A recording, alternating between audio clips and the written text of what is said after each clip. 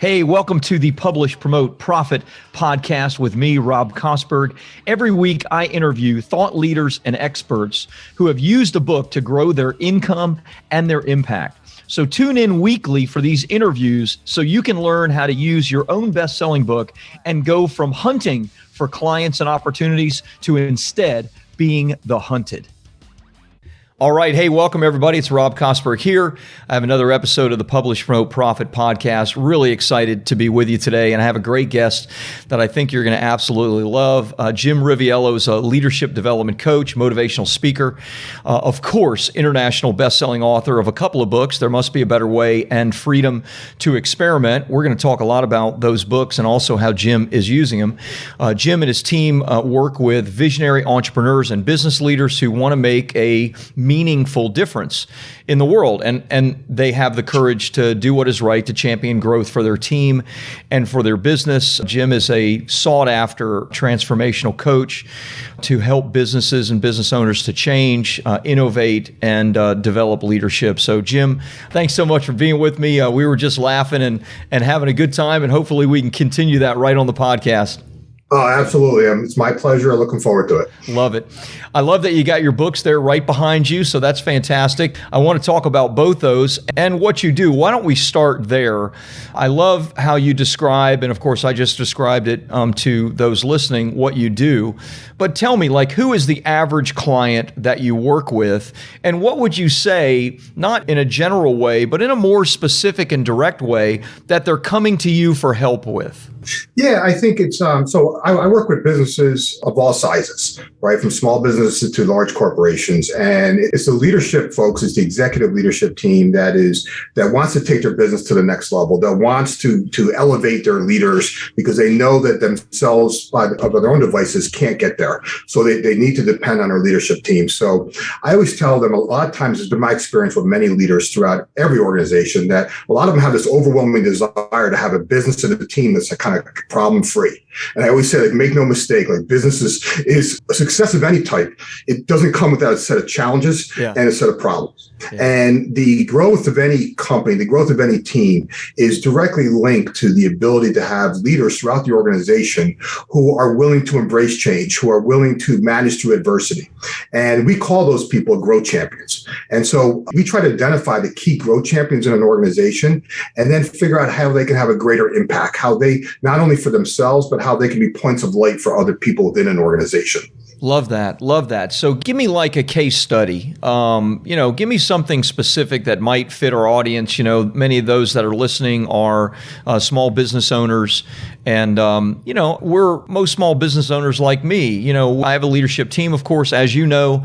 And yet at the same time, there's all the day-to-day minutia of marketing and sales and delivery and all those kinds of things. So give me a case study kind of before and after, what the challenges were and what it looked like on the other side.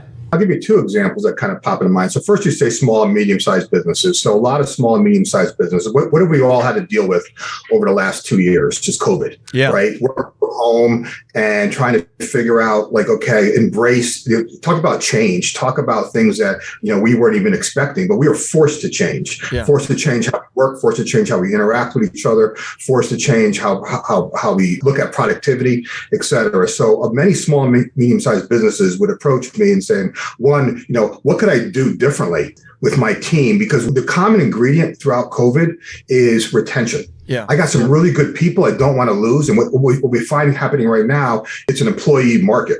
Everybody's poaching each other and they're offering them all these kind of benefits, work from home, et cetera. And so part of the things that we've been really successful with, COVID was, it's strange to say, and I've had, had my fair share of heartache with COVID, but from a business perspective, it's actually been a blessing for me from a standpoint of us too. Yeah. And it's forced us all, myself, my business, and other business owners like ourselves to look at our business differently. And one of the key things we all talk about, it always sounds good on a website or a company poster about core values, how we develop and grow our team. And we're into personal development. I said, well, now's your chance to walk the walk. And the more you actually, it's a retention strategy and it's actually a development strategy. We grow our people. So I work a lot with leadership teams to kind of help grow their leadership and develop what I call leadership growth champions. And so to me, many small businesses have seen that as a retention tool and also seen that as more of a way to elevate and help them get things done in a different capacity. At the same time, I work with a lot of larger corporations who are going through mergers and acquisitions right now, a lot of M&A activity happening, companies are being gobbled up. And whenever you're going through a change of that magnitude, of being acquired by another company, fears is at the bottom of that. So people are wondering, do I have the same job? What's my role going to be? So I have a leadership program. It's a 12-week leadership program I call Self 2.0 that I basically, we roll out and we make it part of when the company acquires another company, they put them through this leadership program, and that almost like baptizes them with the new culture, the new personality. And since I'm kind of like the bridge, I'm an insider and outsider. So many of these companies I know, as I executive coach to many of them. So I'm an insider in one perspective, but I'm not there every single day. So I'm an outsider. So during the leadership, we can have frank conversations about what it's like to manage change through an acquisition. Right. So there were just two examples, one from a small, medium business size and one from a larger perspective. I love that. You said something that rang really true to me. And that was, because of COVID, we were forced to change. For a number of years, I had wanted to take my company more virtual. I wanted to get talent outside of the local talent pool, et cetera. But I come from this maybe older school mindset of, all of at least our administrative team having to be in one place. So we had a big office in Los Angeles. And, then we were told by the governor of California that we were a non-essential business and we needed to shut down. And I was scared, just, to be 100% honest. I was like, what is this going to look like? But I was forced to do it. And oh my gosh, on the other side of it, the team is happier. We're more productive. I'm way happier, right? So it's like, what a wonderful blessing that looked like a curse, but at least in this one area became a blessing. Have you heard a lot of stories like that in the space? Absolutely. One of the things I think I've said 1,000 times over the last 18 months was I always talk about, say, hey, look, before COVID, we always talk about Harvard Business Review. And I said, you look at those reviews and they do talk about transformational change. Yeah. I said, you're going to have a case study yourself once we come out of COVID of living, breathing, and managing through transformational change. So you are a walking Harvard Business Review case study. Yeah. And it's funny what you said when you came out of it. When you first went into it, you were scared. Yeah. We were all, I was. I mean, the month of March 2020, I lost a third of my business and then I grew it back 3x. Yeah. By August of that year. So, yes, there was a lot of fear, uncertainty, and doubt, but coming through the other side, now you have a case study to say, look back, okay, now going forward, any change they throw at us, it's going to be trivial at the end of the day. You think about it, like what we just lived through, it's got to be leveraged from a leadership perspective of embracing change, focusing people's efforts and accelerating results through the biggest curveball we've ever all been thrown in our entire lives. Yeah. Yeah. I love that. Fear, uncertainty, and doubt. That's a little crypto reference right there as well. We could go in a completely different direction, but I won't. I will refrain from doing that because I love crypto so much. But anyway. So, Jim, I love the premise of freedom to experiment. I love the premise for a couple of reasons. Obviously, you're writing from a business perspective, and I'm not going to do justice sharing what my thoughts are. So I want to share and then ask you some questions around it. But the reason I love the premise is I've always told my children, and obviously there's leadership, right? Fathers leading their sons, and I have 3 sons. I've always told my children, look, don't be afraid to go out there and fail at whatever it is that you want to try. Like, don't be afraid of that. You're young. I'm on my 4th or 5th business iteration over my lifetime. It's okay. If you don't exactly find the success you're looking for, in this first thing, it's not the end of the world. And so I've always said that. It seems to me that that's a lot of what the premise is from a business perspective in freedom to experiment. Can you talk a little bit about that? Yeah, absolutely. And remind me to tie it back to that personal side for a second. So I was hell-bent on that title. And a lot of people would try to talk me out of that title, in my friend circle and stuff like that. And I said, no, because all my coaching, all my advice to my kids the same way was I found myself saying that expression, just give yourself the freedom to experiment. Yeah. And I noticed that the moment I would say, like, I think the word experiment is a magical word. It's the moment you say that, like, we all carry around this major pressure valve, like on our shoulders of trying to be perfect and trying to have all the answers. And every leader in every genre, myself, you, and we all like put this pressure on ourselves to be really good, where we're type A people. Yeah. And the moment you give yourself the freedom to experiment, you release that pressure valve of not having to be perfect, not having to be right. And it's just a simple fact of taking that next step, getting into the mindset of, hey, as long as I take the next step and I become a conscious observer of what worked and what didn't work and give myself the ability to adjust, then I'm gaining momentum. And I always point to show me anything in this world of value, of serious value that was done right the first time. Like, there's nothing you could point to. Like, all our greatest innovations, like Einstein, I'm a big Einstein fan. I mean, he didn't go into the lab and come out with all of his innovations, right? I mean, like, it's a constant iteration. And I think if more leaders got into that mindset of not trying to force their team to be perfect and just take that pressure valve off, you see the progress that will accelerate fast. And at the same time, I always tell people that I coach and through my training programs, like, if you take half the stuff I teach you, or even just, a tenth or all of it, it can be applicable in your personal life. And I always take a lot of personal pride when people come back to me and say, I'm using the stuff you taught me, right? With my husband, with my wife, with my kids. And I say, it's funny you say that, because if you ask, my kids are all grown. I have 3 kids. I have 2 girls and a boy, and they're all grown. And when my son I was coaching his AAU basketball team for years, and it was funny. So I had him captive for like hours in a car on a weekend, and I would pontificate, and he would never like say a word. And one day I'm driving home from college, and he's matching me word for word, throwing all my isms at me. Wow. And I'm looking at him, and I go, were you listening all those years? He goes, yeah, I was listening. I just didn't want to give you satisfaction. And so it's funny, but the thing is, I always tell my kids, it's like, just if you just get in the habit of just taking that step. And so a lot of people have come back to me and said they use the same material. And so the book is written for business leaders without question. Yeah. But if you're paying half attention in the book, it's laced with so many things you could apply in your personal life. Yeah. And to me, I always plant that, and I always find a lot of joy when people come back and comment on that and how they connected it in their personal life. I said, now that's leaving a legacy, because the legacy is, you're not 2 different individuals, you're one individual. Yeah. I love, like I said in the beginning, I love that premise. I love it from a personal standpoint, as I shared about with my children. I love it from a business standpoint. I think without directly recognizing it, in a lot of ways, that's how everything that I'm doing, I've created with bestseller publishing, with all the marketing. I mean, that is absolutely, my mantra when it comes to marketing. It's like, what do we have to lose? I mean, I remember the first time I did a webinar where I offered a high ticket. You're always told you can't sell anything on a webinar more than $1,000 or $2,000. And I was doing all these webinars, and I was selling various of our courses, not our done for you programs, but really we're a done for you business. And the course is nothing more than a way to come into our world to eventually let us serve you. And I was like getting tired of it. And I was like, I'm just going to, I'm going to go ahead and offer the full, $25,000 thing. And I thought to myself, why not? I mean, it's not going to be the last webinar that I do.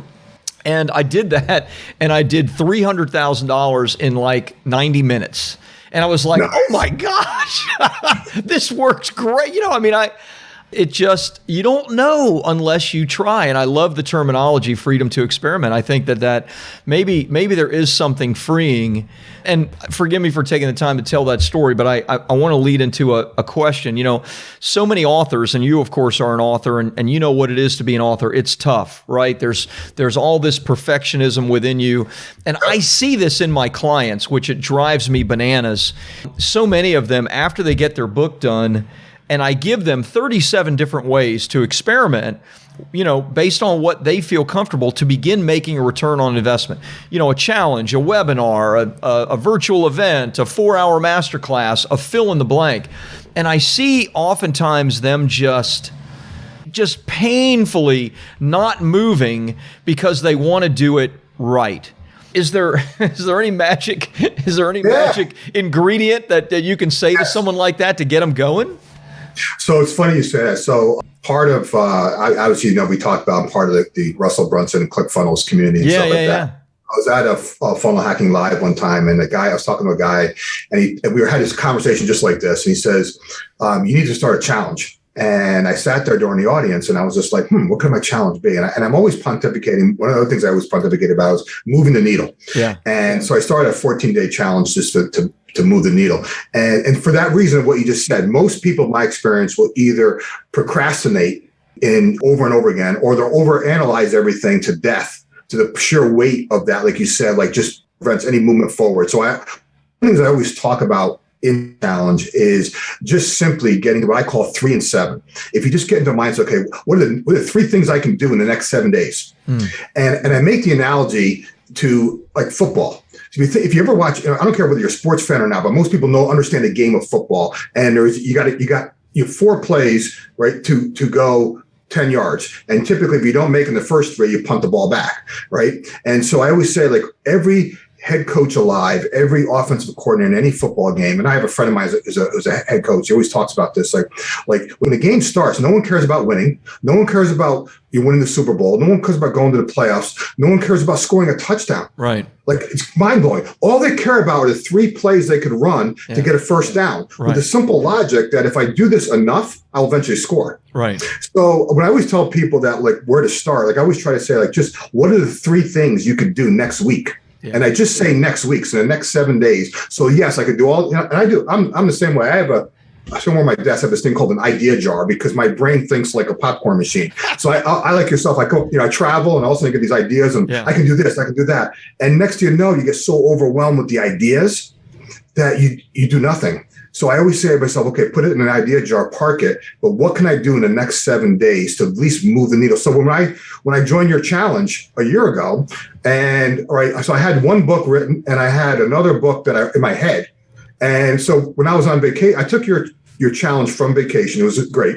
And when I went to the beach, all I thought about on the beach was I got out a notebook on the beach, and I just basically started writing down some title chapters. Yeah. And I said, all I want to do next week is come up with 12 title chapters. And then, trust me, if you saw that piece of paper today, it's not the same 12 chapters that are in this book. Yeah. Right. But that created momentum. And it gave myself the freedom the next day to say, okay, what could the book title be? And I wrote down a bunch of different, so I just kept taking this whole idea of, like, my goal this week is to have an initial draft of titles. And then my goal next week was then sign a contract with Rob. So I kept moving these small little milestones. That's a great goal. It's a great goal, right? So even before I got on this podcast, I actually just did one to do an audiobook. Right? So, okay, I'm not getting on this podcast without signing the contract for the audiobook. So it's just the whole idea of just doing the next step and giving yourself the freedom to take the next step is part of that breaking that logjam of indecision that you talk about. That's beautiful. It is. I mean, I can see so much progress in my business simply because I have experimented with different things, and I found what worked and what didn't. I don't know how you can do it any other way, right? I mean, you have to experiment. So, really. So it's funny when you say that. So a lot of people, the other thing with people experimenting is you've got to become a conscious observer. You just said it. Once you take the move, like if you take the pressure valve off of taking the move, then you got to sit back and you say, okay, what worked, what didn't? What would I stop doing? What would I start doing? What would I do differently? They got to go through that check down. Yeah. And if you're doing that, then that gives you more confidence to take that next step. But if you don't do that little check-in with yourself, then pretty soon you're going to find yourself back in that abyss. Right. Love it. Good stuff, Jim. Jim, let's switch gears for a minute. As I mentioned to you earlier, we always like to talk about, of course, your expertise and how you help people and, what you've put in your books. But you've written your books to also do something for you, help you grow your business, help you get speaking engagements, help to attract new clients, whatever that is. For everybody, it's a little bit different. So talk to me. How are you using your books? I know you use your books differently, and I'd like to hear some stories, or maybe you could share a little bit about how you're using your book, and then specifically what kind of successes that you've had from them. Yeah, so let's first talk about the first book. So when I first started my business years ago, one of the things I was just doing a lot of executive coaching, and I wasn't really so much into the leadership training at that point yet. And I found a lot of times when you're coaching somebody, it's very difficult for them to open up to you and tell the truth. And no matter how much you say, be vulnerable and all that kind of stuff, I felt like there was always that, like, you had to, it took so long to earn that trust. Right. And so many times I would make comments like, I'm just like you. I went through the same thing, and I would tell stories. I'm a storyteller, so I would tell stories about where I struggled or where I made a mistake or where I had doubt and all this kind of things. And so finally, I decided to write my story in the first book. And the reason I called that book There Must Be a Better Way is because years ago, when I was in corporate America, before I left to become an entrepreneur, I had everything the outside world would consider a success. I had a nice house, I had a nice job, making good money. I had a vacation home that was mine, I had a beautiful family. But inside, I was a mess. So right there, no matter what materialistic stuff you have, if you're not happy inside. And I remember many nights I'd be staring at the fan. My wife'd be sleeping next to me, and I'd be staring at the fan going, there's got to be a better way. There must be a better way. And so I went through all this, and my business, and then I left to start my own company, and my business partner and I struggled and different things like that. So I was always fighting like this ghost in my head saying there must be a better way. And so I decided to document that journey. And ironically, it took me 5 years to write that book. We went through so many iterations because my coach kept telling me, she said, you got a great story here, but something's missing. And I said, what's missing? She goes, you're not telling the reader how you feel. You're telling the story, but you're not opening up to the mental and physical anguish you were going through. And I lost my dad during that time period. I went through a bunch of different, emotional struggles. And so I finally rewrote. It took me 5 years to write that book. And when I launched it, what I found was that people that I was trying to attract, my avatar, who were just like me, right? And I was trying to attract the entrepreneur who wanted more, who was searching for that better way. And I would give them my book. And Rob, every single time, still to this day, I give somebody that book or they buy it off of Amazon. They come back and we engage in a conversation. And the conversation goes, if it's an hour conversation, without question, we talk about my book or a story for 5 minutes. The next 55 minutes is about them sharing their story. It opens them up. Yes, you told us a story about your dad. You told us a story about your business partner. You told us a story about this. And let me tell you, I got one too. And next thing you know, I activated their openness and we vibe. So I was able to track my ideal avatar because that book is about reinventing yourself. It's about no matter where you are. I always feel like, they say every cat has 9 lives. I'm well past that, and I'm probably got 9 more left. They'd be putting sand on my head. I'd be like, wait, I'm not done yet. I got one more incarnation. But so I use that book to really break the barrier down and connect with people. Because if someone reads that book and comes back to me, what I have is I have a very qualified person. Right, that I can work with. So that's how I use that book. Excellent. For freedom to experiment, I was solving a different need. So then I started getting into leadership training, working with businesses at all levels with an organization. And I saw the one thing that was stressing a lot of leaders out was that over anxious anxiety you talked about earlier, about the pressure they carry with them about trying to be perfect. And the other thing I saw was lack of confidence, just the hesitation they may have a good idea, but they keep hesitating. So I decided to write Freedom to Experiment to activate that confidence. And a lot of people now who read that book say, oh my God, I can't wait. Because in the book, what I do is at the end of each chapter, I actually give them a little thing to experiment with, saying, don't believe me. What I just wrote is an idea, as a tool, as a formula for something, but don't believe me. Put it in practice. And here's how you put it in practice and get the results yourself and experiment with and see for yourself what worked and what didn't work. So people have come back to me already and are saying oh my God, you've given me the confidence, the courage to take the step. Nice. And now they're asking how can I get into your leadership program? I want to go deeper. So to me, both for 2 different reasons, but they're loosely coupled, but they're highly aligned. Love it. Love it. You bring up a very, very common question, and I'd like to get your take on it. I'm just speaking to a new client yesterday, and same kind of conversation I've had 100 times. He was concerned about how much he could reveal or he wanted to reveal in the book because he felt like if he revealed too much of his methodology and how he did things, then they wouldn't need him. Can you speak to that at all? Yeah, there's 2 things about revealing. One is that feeling we always have about giving away the good stuff, and they won't have they won't want to buy the other stuff. And the other feeling they have is like, well, if I tell them where I wasn't perfect, will they still see me as an expert? Like that's the one, right? So both. And I found that the part about the more you share about your struggles, the more attractive you become. So the more vulnerable you are, the more attractive. Because if I was going to come down to visit you and I was going to go to the airport and you were giving me directions to the airport and say, but don't go on this highway because they're going through construction. Go this back road. Well, you tell me I got stuck there last week for an hour. Well, that knowledge, that wisdom is really valuable to me. Yeah. Not the fact that you got stuck there, the fact that you showed me a different way. Yeah. So to me, like when you share stories about where you made a mistake and a lesson you learned, you become more attractive. That's the first one. The second one is I believe you got to give away your best stuff.